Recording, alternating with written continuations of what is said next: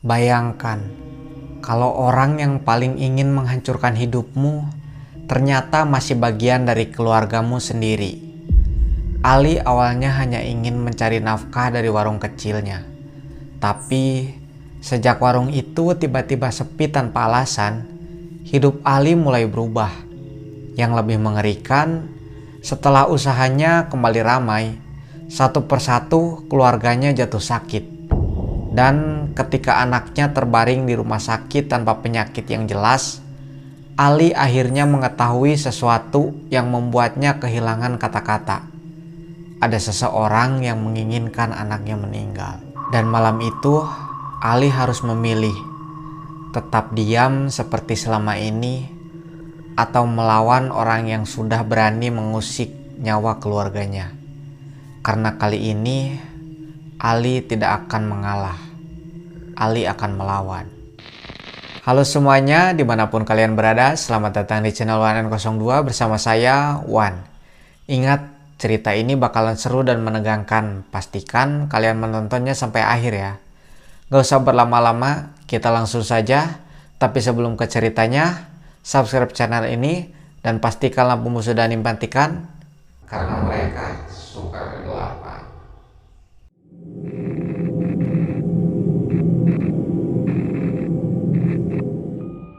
Ali adalah seorang pria berusia 30 tahun yang tinggal di sebuah desa di pinggiran Bandung bersama istri dan anaknya.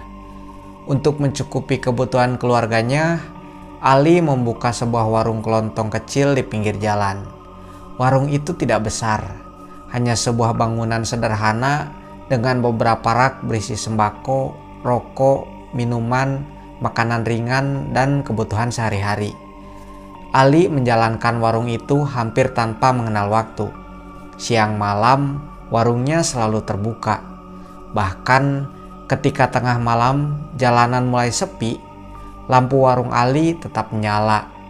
Awalnya usaha itu berjalan lancar. Penghasilannya memang tidak besar, tapi cukup untuk makan sehari-hari, membayar kontrakan, dan memenuhi kebutuhan sekolah anaknya.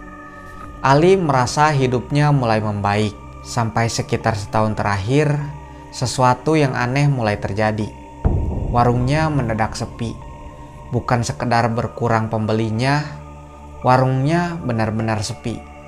Padahal tidak ada warung lain yang menjadi saingan di sekitar tempat berjualannya.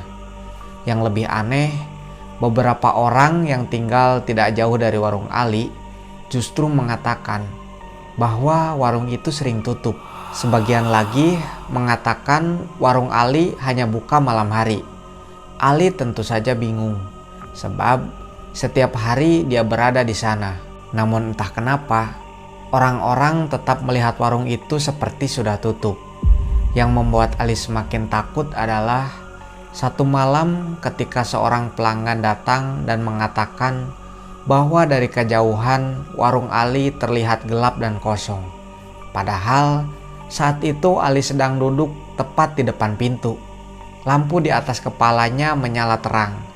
Sejak saat itu, Ali mulai merasa ada sesuatu yang tidak beres. Pendapatannya terus menurun. Barang dagangan semakin banyak yang tidak terjual. Sementara kebutuhan keluarga tetap berjalan. Ali mulai sering menghitung uang receh di laci warung sampai larut malam. Semakin dihitung, semakin terasa bahwa hidupnya sedang berada di ujung kesulitan. Akhirnya, setelah berpikir cukup lama, Ali memutuskan mencari bantuan. Bukan karena dia mudah percaya pada hal-hal seperti itu, tetapi karena sudah terlalu banyak kejadian aneh yang tidak bisa dijelaskan secara masuk akal.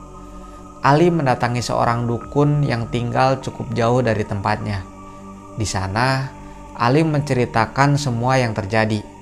Setelah mendengar ceritanya, dukun itu mengatakan bahwa masalah Ali bukan karena dagangannya. Ada seseorang yang sengaja membuat usaha terlihat sepi. Seseorang yang merasa tidak senang melihat kehidupan Ali mulai membaik. Ali kemudian diberi beberapa ciri tentang orang tersebut. Dan saat mendengar ciri-ciri itu, Ali langsung terdiam. Dia tahu siapa orangnya. Orang itu bukan orang asing, justru masih memiliki hubungan keluarga dengannya. Ali sebenarnya sudah lama merasa bahwa orang tersebut tidak menyukainya. Namun, selama ini Ali memilih diam. Dia tidak ingin mencari masalah. Dia hanya ingin bekerja, menghidupi keluarganya, dan menjalani kehidupan dengan tenang. Karena itu, Ali tidak meminta dukun tersebut melakukan sesuatu kepada orang yang menjahilinya. Dia hanya meminta agar gangguan di warungnya dihentikan. Beberapa hari kemudian, keadaan mulai berubah. Warung yang sebelumnya sepi perlahan ramai. Pelanggan mulai berdatangan seperti dulu. Barang dagangan kembali cepat habis. Bahkan dalam beberapa minggu, pendapatan Ali kembali normal. Ali mulai merasa lega. Dia mengira semuanya sudah selesai. Tapi ternyata dia salah. Sekitar 1 bulan kemudian, sesuatu yang jauh lebih buruk terjadi. Awalnya hanya anak Ali yang terlihat lemas. Tidak lama kemudian istrinya ikut sakit. Setelah itu, Ali sendiri mengalami kondisi yang sama. Dalam waktu yang hampir bersamaan, satu keluarga jatuh sakit. Mereka mengalami badan lemas, tidak nafsu makan, dan demam yang datang pergi tanpa sebab yang jelas. Ali sempat mengira mereka hanya kelelahan, tetapi kondisi itu berlangsung cukup lama. Di tengah keadaan tersebut, kakak ipar Ali datang menjenguk. Kedatangannya tidak berlangsung lama. Namun, ada satu hal yang membuat Ali terus memikirkannya setelah orang itu pergi. Di tengah pembicaraan, kakak iparnya mengatakan sesuatu yang sangat menyakitkan. Ali dianggap sebagai orang miskin yang bagaimanapun juga tidak akan pernah berubah. Bahkan keadaan keluarganya yang sedang sakit dianggap hanya akan membuat hidup Ali semakin buruk. Setelah mengatakan hal tersebut, kakak iparnya langsung pergi. Ali hanya terdiam, bukan karena tidak mampu membalas, tetapi karena dia mulai mengingat semua kejadian selama 1 tahun terakhir. Warung mendadak sepi, orang-orang melihat warungnya seperti tutup. Usaha kembali ramai setelah mendapatkan bantuan.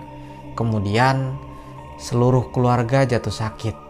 Dan sekarang kakak iparnya datang dengan perkataan yang seolah-olah menunjukkan kebencian yang selama ini disembunyikan. Malam itu Ali akhirnya menceritakan semuanya kepada istrinya. Ali mengatakan bahwa orang yang selama ini diduga mengganggu usahanya kemungkinan besar adalah kakaknya sendiri. Istrinya tidak terlihat terkejut. Justru sejak awal dia sudah memiliki dugaan yang sama. Sebab selama bertahun-tahun kakak iparnya memang tidak pernah benar-benar menerima Ali. Dia sering meremehkan pekerjaan Ali, sering menganggap Ali tidak akan mampu memberikan kehidupan yang layak untuk keluarganya. Namun, Ali dan istrinya memilih diam. Mereka tidak ingin hubungan keluarga semakin rusak. Mereka tidak menyangka bahwa diamnya mereka justru membuat masalah semakin jauh. Beberapa minggu berlalu. Kondisi Ali dan istrinya perlahan membaik. Tetapi anak mereka justru semakin parah. Anak itu akhirnya harus dirawat di rumah sakit. Berbagai pemeriksaan dilakukan. Dokter tidak menemukan penyakit serius yang seharusnya membuat kondisi anak tersebut tidak separah itu. Hasil pemeriksaan tubuhnya tidak menunjukkan sesuatu yang aneh. Namun, anak itu tetap tidak kunjung pulih. Hari demi hari tubuhnya semakin lemah. Ali mulai kehilangan akal. Dia tidak tahu harus berbuat apa lagi. Sampai akhirnya dia kembali mendatangi dukun yang pernah membantunya. Kali ini Ali datang dengan perasaan berbeda. Dia tidak lagi hanya ingin tahu siapa yang mengganggu usahanya. Dia ingin tahu apa yang sebenarnya terjadi pada anaknya. Setelah mendengar semuanya, dukun itu terlihat jauh lebih serius. Ali kemudian mendapatkan sebuah jawaban yang membuat tubuhnya seketika terasa lemas. Ternyata masalah yang dialami keluarganya belum berakhir.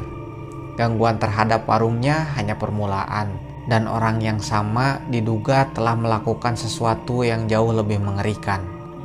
Anak Ali sedang dijadikan sasaran, bukan sekedar untuk membuat keluarga itu sakit, tetapi agar anak tersebut meninggal. Ali tidak mampu berkata-kata. Selama ini dia memilih mengalah. Dia tidak pernah membalas hinaan, tidak pernah mencari masalah. Bahkan ketika usahanya dihancurkan secara perlahan, Ali hanya berusaha memperbaikinya tanpa menyakiti siapapun. Tetapi sekarang yang terjadi sasaran adalah anaknya. Untuk pertama kalinya, rasa takut dalam diri Ali berubah menjadi kemarahan. Dia ingin mengetahui bagaimana cara menyelamatkan anaknya. Namun, jawaban yang diberikan dukun itu justru membuat Ali semakin lemas. Masalahnya bukan hanya santet. Ada sesuatu yang jauh lebih mengerikan di balik semua itu. Sebuah perjanjian. Dan anak Ali disebut telah dijadikan bagian dari sesuatu yang tidak pernah dia mengerti. Ali pulang malam itu dengan pikiran yang kacau. Di suatu sisi, dia ingin menyelamatkan anaknya. Di sisi lain, dia mulai sadar bahwa masalah ini mungkin tidak bisa diselesaikan dengan cara biasa. Dan untuk pertama kalinya dalam hidupnya, Ali mengambil keputusan yang selama ini selalu dia hindari. Jika ada seseorang yang benar-benar ingin mengacaukan keluarganya, kali ini Ali tidak akan diam. Dia akan melawan. Malam itu Ali pulang dengan wajah pucat. Pikiran tentang anaknya terus berputar di kepala. Dia tidak pernah menyangka masalah yang awalnya hanya membuat warungnya sepi, ternyata bisa berujung pada keselamatan keluarganya. Sesampainya di rumah sakit, Ali melihat anaknya masih terbaring lemas. Tubuh kecil itu hampir tidak bergerak. Istrinya duduk di samping tempat tidur sambil menahan tangis. Saat melihat keadaan itu, kemarahan Ali semakin besar. Selama ini, istrinya selalu memilih mengalah. Dihina, dia diam. Diremehkan, dia juga diam. Keluarganya dipandang sebelah mata, dia juga tetap bersabar. Tetapi kali ini berbeda. Yang dipertaruhkan bukan hanya dirinya. Yang dipertaruhkan adalah nyawa anak mereka. Ali kemudian menceritakan semua yang dia dengar dari dukun tersebut. Istrinya terdiam cukup lama. Tidak ada lagi keraguan di wajahnya. Selama ini, dia memang sudah menduga bahwa kakaknya memiliki sesuatu yang berkaitan dengan semua kejadian tersebut. Namun, dia tidak pernah menyangka masalahnya bisa sejauh ini.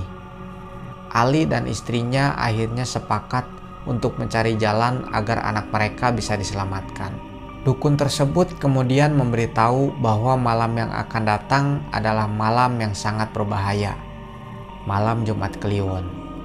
Menurutnya, pada malam itu akan ada sesuatu yang datang untuk mengambil apa yang dia anggap sebagai bagian dari perjanjian tersebut. Ali tidak ingin mengambil resiko. Malam itu, setelah memastikan anaknya mendapat perawatan, Ali membawa istri dan anaknya ke tempat dukun tersebut.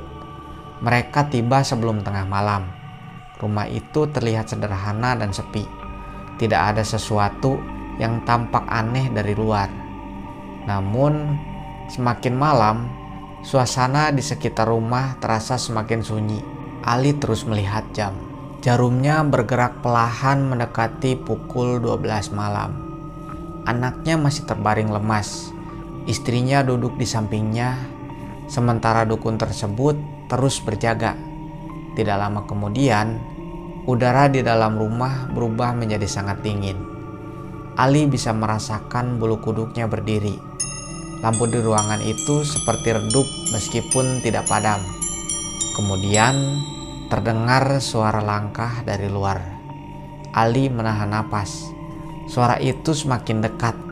sampai akhirnya berhenti tepat di depan pintu. Tidak ada yang berani bergerak. Beberapa detik kemudian, pintu rumah itu terbuka sendiri. Ali melihat sosok tinggi berdiri di sana. Wujudnya tidak jelas. Tubuhnya seperti tertutup kegelapan. Wajahnya sulit dilihat. Namun, keberadaannya membuat ruangan terasa semakin dingin. Sosok itu perlahan masuk. Langkahnya tidak terdengar lagi. Dia hanya berdiri beberapa meter dari tempat anak Ali terbaring. Kemudian, sosok tersebut bergerak mendekati anak itu. Ali secara refleks ingin maju. Namun, dukun tersebut langsung menahannya. Sosok itu berhenti tepat di samping tempat tidur. Tangannya terangkat perlahan, seolah sedang memastikan sesuatu. Beberapa saat kemudian, sosok itu mengarah kepada anak Ali. Tujuannya jelas, dia datang untuk mengambil nyawa anak tersebut. Tetapi sebelum sosok itu mendekat, dukun tersebut berdiri di antara mereka. Sebuah batas seolah muncul di ruangan itu. Sosok tersebut tidak bisa melewatinya. Dukun itu kemudian menegaskan bahwa keluarga Ali tidak memiliki hubungan dengan perjanjian apapun. Tidak ada hak bagi sosok itu untuk mengambil anak Ali. Suasana menjadi sangat tegang. Sosok tersebut seperti menolak pergi. Beberapa saat dia hanya berdiri diam, kemudian perlahan mundur, sampai akhirnya keluar dari rumah. Pintu kembali tertutup sendiri. Seketika udara di dalam ruangan terasa normal. Ali masih berdiri dengan tubuh gemetar. Dia tidak tahu apa yang baru saja dilihatnya. Namun satu hal yang dia yakin, malam itu keluarganya selamat. Anaknya tidak jadi diambil. Setelah kejadian tersebut, kondisi anak Ali perlahan membaik. Tidak langsung sembuh, tapi tubuhnya mulai menunjukkan perubahan. Demamnya turun, napasnya lebih teratur, dan beberapa hari kemudian, anak itu mulai bisa duduk kembali. Ali merasa seperti mendapatkan kesempatan kedua. Dia mengira semua masalah sudah selesai. Namun keesokan paginya, Ali mendapatkan kabar yang membuatnya kembali terdiam. Kakak iparnya ditemukan meninggal dunia. Orang tersebut ditemukan di dalam kamar rumahnya sendiri. Yang membuat keluarganya semakin ketakutan adalah keadaan kamar tersebut. Di dalamnya terdapat banyak sesajen, benda-benda yang tidak biasa memenuhi sudut ruangan. Tidak ada anggota keluarga yang mengetahui untuk apa semua itu. Namun bagi Ali, semuanya mulai terasa masuk akal. Dia teringat perkataan dukun tentang sebuah perjanjian, tentang seseorang yang ingin mendapatkan sesuatu dengan cara yang tidak seharusnya, dan tentang tumbal yang harus dibayar. Ali akhirnya sadar, orang yang selama ini ingin menghancurkan kehidupannya ternyata sedang memainkan sesuatu yang jauh lebih besar daripada sekedar mengganggu usahanya. Dia sendiri yang akhirnya menjadi korban dari perbuatannya. Sejak hari itu, warungnya kembali berjalan lancar. Keluarganya perlahan kembali sehat. Namun, ada satu hal yang tidak pernah bisa Ali lupakan. Malam ketika sosok itu datang untuk mengambil anaknya. Karena sampai sekarang, Ali masih sering terbangun tengah malam ketika mendengar suara langkah kaki di depan rumah. Terima kasih telah menonton video ini sampai akhir. Tolong bantu channel ini agar makin maju dan berkembang dengan cara like, share, dan subscribe. Sekian untuk video kali ini. Saya Wan. Sampai jumpa di video selanjutnya.